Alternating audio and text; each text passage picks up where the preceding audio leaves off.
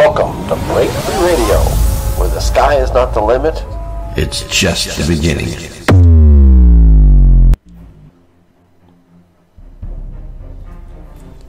Welcome to Money Talks, a series of candid discussions about mastering all aspects of your financial world. From thought-provoking ideas that break from the conventional traditions of how we think money works, to successfully living beyond the ordinary lives we have imposed upon ourselves. From understanding the Forex, how markets work, reducing taxes, and building your retirement, you will be hearing from some of the foremost experts in the financial world. Remember, these are discussions regarding the many aspects of money. Always seek professional advice pertinent to your specific financial goals. Now, on with the show.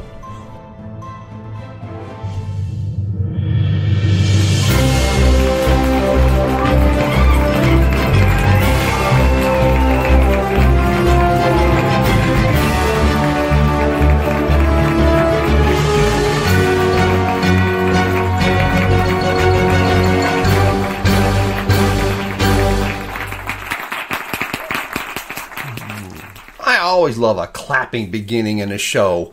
Hello, folks, and welcome again. This is the second series that we have on financial matters, a program called Money Talks, a candid conversation of financial facts. Today I have one of the most rare interviews I think I've ever had the opportunity to do. Today I have with us Alden Tueller.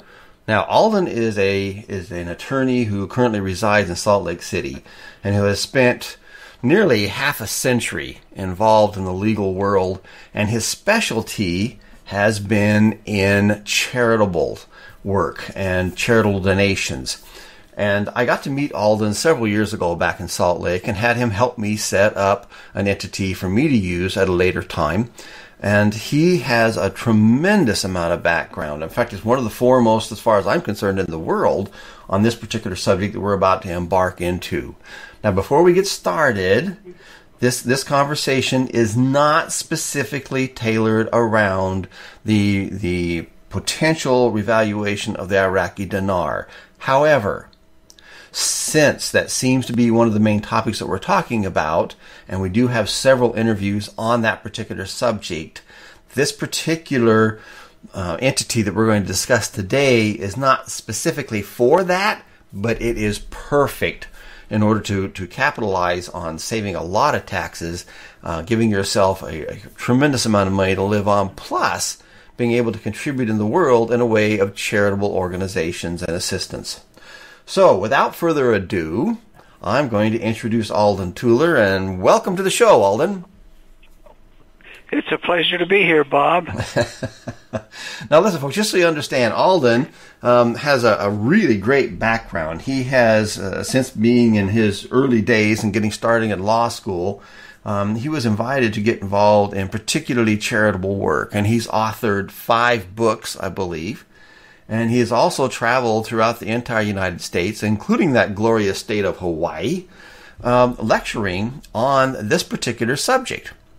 So I can't think of anybody who would probably know more about this one that we're about to talk about than Alden Tueller. So like I said, it's a great honor to have him here. So Alden, what we're going to do is I'd like you to start out with, let's just take some basic stuff about charitable contribution entities and take a few minutes just to explain that to people so they can get an idea of what it is we're talking about. Well, charitable entities are non-profit organizations formed under state law, but then that have gone on to request recognition of their tax-exempt status from the IRS. So that means that a person can contribute to those organizations and get both a charitable deduction while the charity doesn't have to pay any tax on that income. And the Charitable Remainder Trust is an entity where you can make that kind of contribution and still receive an income back from the charitable trust. Now, a charitable remainder unit trust, which is what we're going to talk about today specifically, because in the domain of the potential RV from the dinar, this is the one. This is the animal, after looking at a whole bunch of different ones, that really has the greatest applicability in reducing taxes which, by the way, is the biggest hole in your wealth ship that you're creating, to really assist you in accomplishing what you're after. So I want you to take just a moment, if you would, and just kind of describe what it is and how it works, and then we'll go into the details of how it could be applicable for the dinar or any other asset that is potentially usable in this program. So take her away. Well, the charitable trust originated really thousands of years ago. Trusts were created to keep assets from reverting to the king. If a man didn't have a firstborn son, he ran the risk that his estate would pass to the king. So trusts were created to avoid that possibility, and then eventually they were set up so that they would, when the assets left the trust, they would go to charities, particularly churches. Then they became a wonderful device in the United States when the income tax was created, because you could put assets inside these charitable trusts, get a little deduction for doing that, and avoid capital gains tax on the sale of the assets, but the income from the assets would continue to come back to you. And not only that, you could be the trustee as well as the beneficiary, so you could manage how the trust was invested. So the law treats it as if you don't really own it, but interestingly enough, you do really own it as the trustee. But you have to manage it in accordance with the terms of the terms of the trust. In 1969, the government decided that too much advantage was being given to the taxpayer by these trusts, and nothing was ending up in the hands of the charities. So Congress passed the 1969 Tax Reform Act, which imposed some pretty strict regulations on these trusts. And they are really the most complicated kind of trust that a person can create. But you don't have to go to the IRS to get a ruling that they're exempt. So that makes it kind of nice. You've got to say the right words in it, but you don't have to get approval from the IRS for it. That's interesting. I know I've helped set up several 501c3s in the past, and oh my God, what a nightmare that is. And since we already have a format that's been pre-approved, it would make sense to take a serious look at this and bypass all of that extra rigmarole that goes through in setting up your own charitable organization. Yeah, 501c3 organization, in order to be tax exempt, it has to file a request, an application, a Form 1023 with the IRS and request approval or acceptance of its tax exempt status. You don't have to do that with one of these trusts. These trusts are created under Section 664 of the Internal Revenue Code, not Section 501c3. Okay, everybody remember that 664 for the rest of your life. And I know I won't, and I've been doing taxes for 30 plus years. But the key thing here is that this is already a well-established, well-documented system, an approach of being able to have an entity that is going to be receiving the benefits of being a charitable organization, but without all the rock and roll and hassle that goes along with attempting to create your own. So let's talk about the benefits. Go ahead. Okay, there are three major tax benefits of the Charitable Remainder Trust. One is that usually when you make a contribution of an asset to this trust, you're going to get a charitable deduction. Now, an exception to that is contributions of short-term property like dinars. Because they don't have any long-term capital gain in them, you're going to get little, if any, charitable deduction. But the major benefit that people look for in the major tax benefit is avoiding any gain on the sale of the assets. So you could put, most of these trusts are funded with real estate of some kind, or stocks or bonds, but you put those assets into the Charitable Remainder Trust. And by the way, you do that by just signing the assets over to yourself as trustee of the trust after you've signed an appropriate trust document. You put it in, and you get a charitable deduction for putting the asset in for part of the value of the asset. The major benefit, though, is you can sell the asset then and pay no tax on the gain, be it long-term capital gain or short-term capital gain. So even dinars, where the gain is short-term, you can put in and sell it and pay no tax on the gain. Now another tax benefit is that these trusts put the assets beyond the reach of the estate tax. So no death taxes, no capital gain tax, short-term or long-term, and you get, usually, with most assets, you'll get a charitable deduction. All right, well, that's interesting. You? Yeah, that's perfect. So just for clarity, those who have dinar, when you invoke using a charitable remainder trust, the dinar will go in, and you remember you want to put that directly in as dinar into the CRT account. Do not, I repeat, do not cash it and then populate that with dollars. Because once you cash that I'm glad you said that, because you've got to put them in the right order. You have to put them in as dinars and sell them after they're in the trust.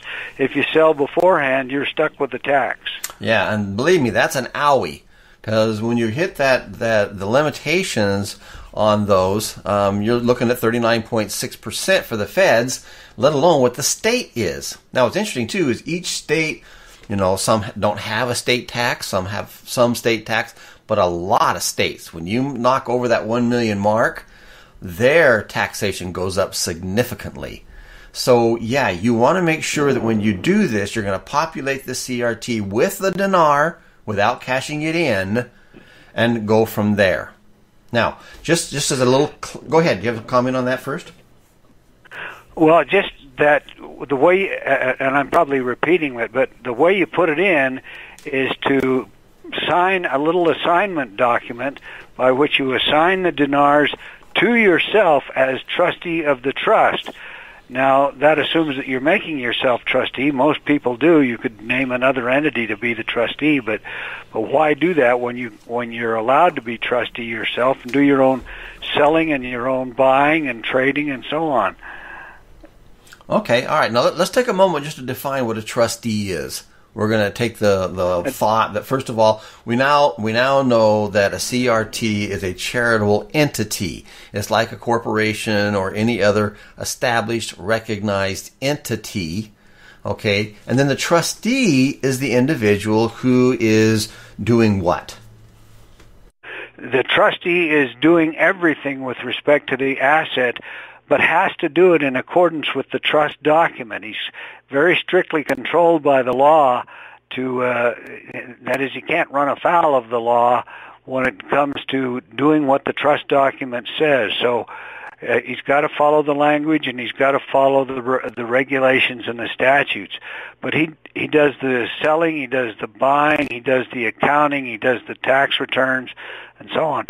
Now, having said that, I have a company that does all of that for people because it's kind of complicated, but the trustee is in charge. He can hire and fire whoever he wishes to be administrator or investment advisor. Okay, so as a trustee, they get essentially paid for doing that job. Now, when I say paid, this is not a payroll job. Okay, they receive something from doing that. So what does the trustee receive for administering over the trust? Well, the trustee is allowed to take a fee, which he has to report that to himself on a 1099. He's allowed to take a fee, but that's besides the distribution that comes from the trust. The trustee can also be the beneficiary, in which case he can receive a distribution from the trust, he or she.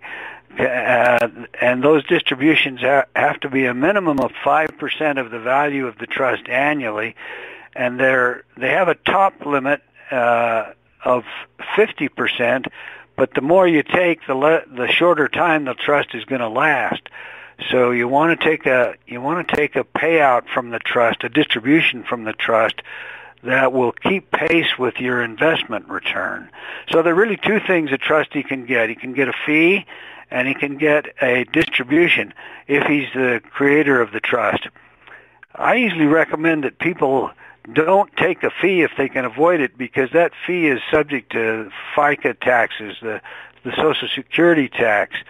If you're going to take a fee, why increase your distribution rate some, because that comes out without being subject to the Social Security tax. Yeah, that was my next question. Obviously, if you're administering over that and receiving a fee for doing that, that would be subject to self-employment tax. And correct. And that's you're kind of no, you don't want to do that. So the implication then is here that you want to receive a percentage. Now, is there a percentage suggestion or requirements or regulations based upon the age of the trustee? The age of the trustee, no, but the age of the beneficiary, yes. Now, even though they might be the same person, the trust has to pay a minimum of 5% of its annual value. But most people base their payout on their age and the investment rate that they think they can get. If they think they can get a 10% return rate on their investment, then they might take an 8% payout rate. That way, the trust would always be growing and therefore always paying more to them each year. If they take a payout rate that's greater than the return rate, let's say they take a payout rate of 10% and it's only returning 8%, then the trust will be eating itself up at the rate of 2% a year, and their payout will decline over the years. So we try to get people to look at what kind of return rate they can get, and then take a payout rate that is a little less than what their return rate is. Okay, so let's just play an example for a moment. Okay, I've got one in here. I've decided I'm going to populate it with what would turn out to be, just as a number to play with, $1 million worth of dinar. Okay? Okay. So I have $1 million account, and I very wisely put it in as dinars, because boy am I smart. And it's being invested. Now, because I am the trustee, I have the right to be able to say how this is being invested. So if I'm investing Correct. it and my annual return, just for a number, is 12%. Okay? Now, currently, I'm 63 years old. So if I said, let's 6%, then my first year that I would receive as beneficiary to this would be about $60,000. Okay? Correct. So if I have a 12% growth, then my next year is going to be a little bit higher, and the next year's higher, and the next year's higher, and the next year's higher. Now, if my percentage of growth, though, let's just say just out of the blue, was 25%. I mean, I just as a number, okay, or even 24. It doubled what it was doing. So the amount of money Correct. that I would receive as a beneficiary would be essentially double from what I was making at 12%. Is that correct? That's correct, yes. Okay, so once I establish this thing and put myself in as beneficiary and I say, okay, I'm going to take 6%, am I stuck with that number forever? You can't change the number. The only thing that you can do is change the return rate, and that depends on how you invest. If you're a good investor and you get a better return, then the value of the trust will increase, and the 6% or 12% that you multiply times the value of the trust will yield you your larger return the next year from the trust. You know, it's interesting. But you can't change the number. Yeah, now I play with these on spreadsheets, and I have for years. And what I found, of course, is that the $1 million, which a lot of people think, oh my gosh, why would I want to put that much into a CRT? Okay. Well, the fact of the matter is that when you put that in there, you're going to recover that within a certain time frame. So that $1 million is going to come back and populate your pocket somewhere along the line. Okay. Now, if that that investment return was higher than 12%, yeah, you're going to get more. It's going to be faster. But what I want to focus on, that's true. I'm going to have enough money coming off of this to take care of myself, my family for a long, long, long, long time without any problem at all. But the number that I like to watch is what's in the CRT. Because as that number escalates and grows, I always look at, what can I do with that number? What is the possibility that I have this accumulated amount of money that's sitting in this CRT? How can I affect, in my words, the world? What can I do with it? And to me, that's part of the driving force of wanting a CRT. Because A, I get to take 100% of the money I put in instead of giving it 50% up front. And then when I invested it, if I had done that route and then invested it, I would have been giving up some more from my either short or long-term capital gains or any other investment I may play around in. And so I'm starting my trip with half the money. So why not put it into the CRT where the whole amount is going in and where all of the transactions that are going on inside the CRT are not taxable events? That's right.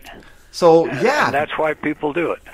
And this is one of the reasons why I am so in love with this particular entity. So let's talk for a moment about trustees, beneficiaries. Who can be a beneficiary on this, and how long does that go, and what's the rates that the beneficiaries would receive? The beneficiary can be almost anyone. In fact, I say almost only because as a lawyer, I always know that there's going to be an exception someplace. But you can be any individual. It's usually the creator of the trust and a spouse. Sometimes children are named, but it can be anyone. Now, if you name someone who is not a spouse as an irrevocable beneficiary, you may have a gift tax to be concerned about for having given that person a lifetime income stream. So most people name themselves to be the trustees, the beneficiaries. Now, would that be true if your children were added on as beneficiaries? Would they have to deal with the estate tax? They would have to. You would either have to pay a gift tax if you named them irrevocably at the outset, or if you named them so that you could revoke their interest, they would have an estate tax to pay at the time of your death. But what we usually do is, if we name children, we name them to follow the parents, and then we give the parents the right to revoke the children's interest. That means they don't have to pay any gift tax at the time that they set it up. The children may have to pay an estate tax at the time the parents die, when they begin to receive the income from the trust. Now, would the children as beneficiaries receive the same 6%, for example, like I'm receiving on mine? They would. That percentage doesn't change. They get the same 6%. Okay, so if I have 7 children and I'm getting the 6%, that 6% would be divided among the 7 children. Is that correct? That's correct. Yes, unless you name them to take in a series or something rather than all together. Okay. In other words, you named one to receive first and then another to receive after that, but most people name the children to receive all at once. Now, from what I understand, there's a 20-year limitation on this beneficiary receiving after my passing. Is that correct? Not really. I had mentioned that to you before, but you can name children to receive for life. The problem is a strange rule that applies to these things. The longer the trust lasts, the lower the deduction you get when you set up the trust. And if the deduction goes below 10% of the value of what you put in, then the trust doesn't qualify. So if your children are quite young and you name them to receive a benefit for their entire lives, that drives the payout rate down, and it drives the deduction down. And if that deduction gets below 10%, then the trust doesn't qualify. So usually when children are set up to benefit and they're quite young, the time period after your life would be only 20 years. Okay, and another little complication that shows up in the game that we're playing. So, we're gonna choose easy. We're gonna choose easy. The purpose of my conversation for today is to say, folks, when the dinar comes to its value. Now, what's really interesting is there's a lot of speculation, and quite frankly, I don't even care about the speculation. I've been involved in this game now for 8 years. And I've watched it yo-yo. There was a time several years ago when it popped up on the European exchange in $1.49 and da-da-da-da-da-da. And right now we're watching all kinds of different things in the way of note reduction that's being taken care of. And by the way, I do have several interviews on Break Free Radio that include Tony Elder, also known as Bretling, who is, in my opinion, one of the smartest guys I've ever known to be able to understand how the dinar works. He is implicit on his information, and it's empirical data that he seeks and shares, and that's it. There's no romance involved with emotions in listening to what he has to share about the dinar, and thank goodness, because usually the dinar game is a yo-yo, up and down, up and down, up and down, and it just keeps you in drama. But the fact of the matter is, it is nothing more than an investment asset. And when you see it that way, then the energy, the emotions can go away. And you can take something like the CRT, which we're discussing right now, as a possible great way to be able to do something that's going to benefit you, your family, and untold others as this amount of money is being shared. Now, real quick, when you have this money that's escalating in value inside the CRT, do you have an option at any time to take part of it out, or does it have to all come out upon your death? The only option you have to take it out is to give it to a charity. You can't take it out for your own benefit or any individual's benefit. You can take it out for the sake of giving it to a charity, but that's it. Okay, so while let's say 10 years down the road, okay, and I have a substantial amount in my CRT, I can go ahead and take $1 million, a number to play with, and I'm going to give it to another charity that I like. Okay, now, that transaction, of course, is going to dilute the amount that I have as operation capital or investment capital inside the CRT. So the 6% that I've been gaining will probably drop because I gave away part of it at that stage of the game. Now, yeah, you'll still get 6%, but it'll be 6% of a smaller amount. Okay. All right. So we could periodically just take a look at where we're at and determine, okay, this is what I want to do now, and make those contributions. Or you can wait, and at the end of your lifetime, this massive amount of money that's accumulated in there, you would dictate in your will, or it's also, do you establish it within the CRT frame so that at the passing of the beneficiaries and trustee, that automatically goes somewhere? Yes. Now, before you did that, though, I would want to meet with you and look at and see if that's the best way for you to go, because the amount that's in the CRT is already outside your estate. And if before you make a gift from the CRT to charity, I'd say, well, let's look at other assets in your estate. And if you've got significant other assets in your estate, I'd say, well, let's give those assets to charity, because what's in the trust is already outside your estate. Let's use the assets that are in your estate so we get your estate reduced. And this is why he's the smart guy, guys. This is it. Okay. All right. I think we just have a couple more real quick questions, and we're going to come bring this to a closure here in a moment.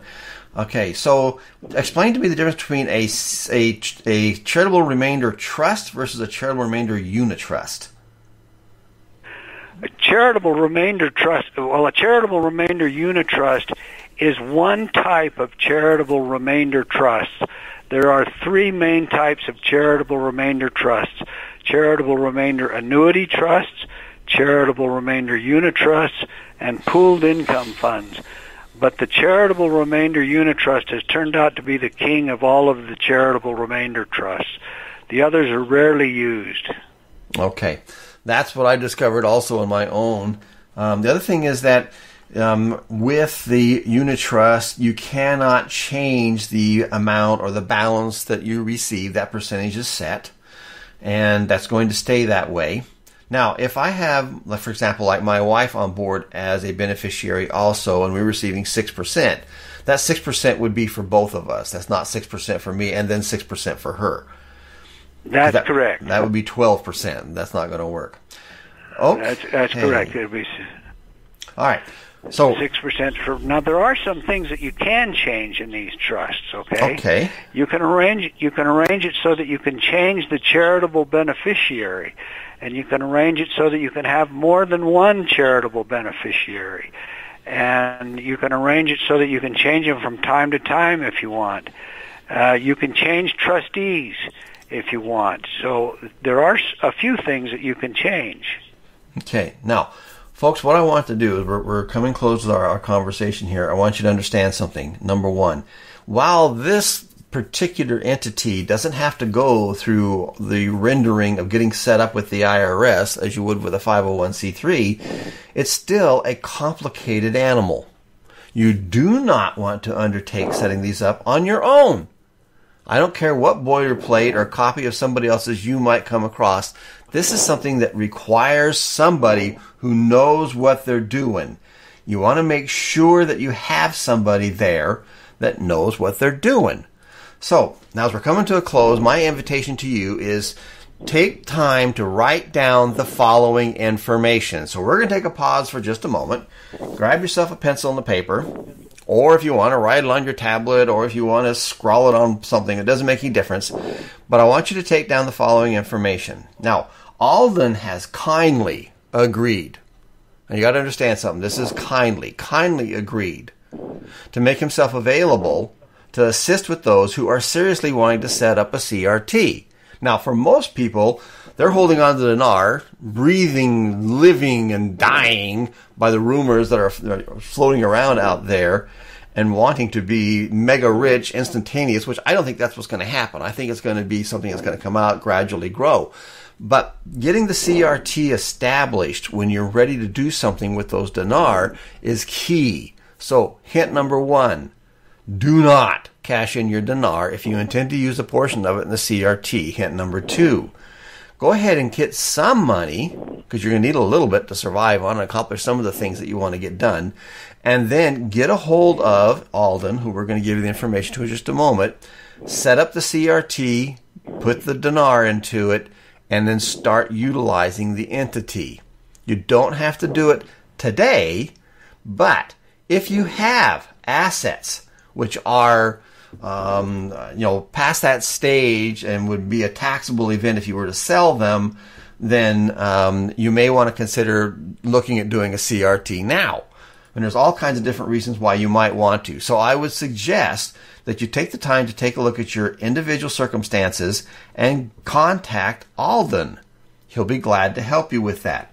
So, Alden, this is your moment, my friend. Let's give him your phone number and your email and let them get a hold of you so they can create this entity that's going to be so frickin' valuable. Go.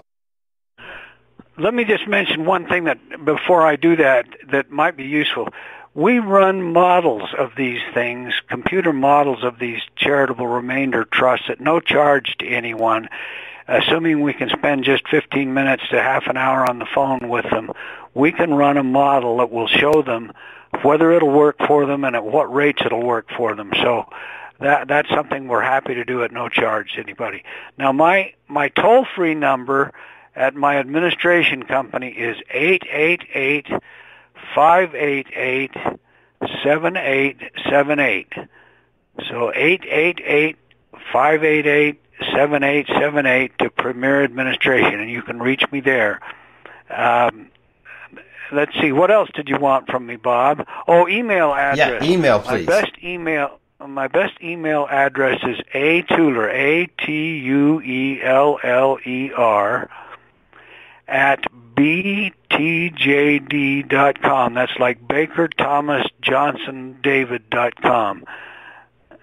So, and you can write me there, and sometimes it's easier to get a hold of me and get some answers by email than it is by phone.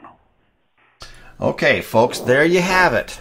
Now, I'm going to be running this show on Break Free Radio. I'll also have it out there on our radio show, Spectrum Syndication. And I would invite you to listen to this. Those of you who have dinar and you have a group of people that are dinar holders, for heaven's sake, share this show. I mean, there's so many rumors that are out there. Getting something that is absolute is very powerful. Very powerful. You got to remember, the truth will set you free. Even though it may be upsetting to start with, the truth will set you free. The truth is, the dinar, whatever it's going to look like, we don't know what it's going to look like, but whatever it looks like is going to be a taxable event unless you prepare. Unless you prepare. And so my invitation is expand your world. Stop thinking the conventional way. You're going to run down, cash it in, and buy that Cadillac. Okay? Just take a serious look about what do you really want to accomplish with it. Your family security, okay? The potentiality of having a good income for the rest of your life, and potentially your children as beneficiaries as well. The ability to share. If you don't share, you don't care. And sharing always comes back tenfold. So my invitation is, seriously look at the possibility of recognizing that giving and receiving are the same thing. Without the giver, there's no receiver. Without the receiver, there's no place for the giver. This is an opportunity to share on a massive level, and have an effect in the world through this blessing of being able to use this entity with the blessing of the potential RV from the dinar. And one more time, it's not just the dinar. It's not just the dinar. If you have other assets, real estate, stocks, anything along that line that you should take a look at, doing some serious tax strategy work, contact Alden. Contact him, okay? Because he'll be able to help you with the services to be able to make that thing save your butt. Yes, I've been doing taxes for a long time. The whole, the leak that taxes put in, most people just don't see. And tax planning is just as critical as anything else that you do when it comes to your financial world. So Alden, before we close, any other thoughts before we finish this puppy off? No, it's just that, as you've already said, if you've got an asset that's got some gain in it of whatever kind, why, give us a call, and we can run a model for you and tell you whether it'll work for you or not. So give us a call. All right, so Alden, I would love to invite you to come back and play with us again. I'm sure as things move forward in time and things become more evident about the path that's going to unfold, your input would be very, very, very valuable. So thanks again for being with me today. Thanks again for sharing this information. And folks, out of all the shows I think I've ever done, this one is one of the most important ones. You need to make sure that you're aware of this. Also, one more note. I will be doing a seminar in Eugene on June 20th in conjunction with Tony Elder, who you've heard from before, and Ed Barzano, and who is a frickin' genius when it comes to writing robotic software. And it's an extremely valuable wealth building investment seminar. So if you'd like to get more information on that, you can go to www.tradeproevents.com. There'll be a place there to register for that particular meeting that we'll be having, and we will be doing others all over the United States. But this one here right now is in Eugene. So one more time, simtradeproevents.com. And connect on there. There's a really cute little 1-minute video that yours truly made, and I had a lot of fun making it. So go there and take a look-see. I will be having another interview, more interviews coming up on the dinar with specificity about the policies and the truth about what's it going to look like, how's the possibilities, and get away from all of the rhetoric that seems to be flooding the market from the supposed gurus that keeps this emotional roller coaster, and there's no reason to be on it. So one more time, Alden, thank you very much for being with me today. Thank you, Bob. It's been a pleasure. There now, wasn't that fun? Thank you for listening to Money Talks. While our programming provides many experts in the financial world discussing wealth, tax, and financial planning, always seek professional advice pertinent to your specific financial goals. For the very best of interviews, business, and personal growth opportunities, be sure to listen to our affiliate radio programs on Spectrum Syndication, available online at 365.com, iTunes, Roku, TiVo, Android, and iPhone devices. So keep smiling and farewell for now.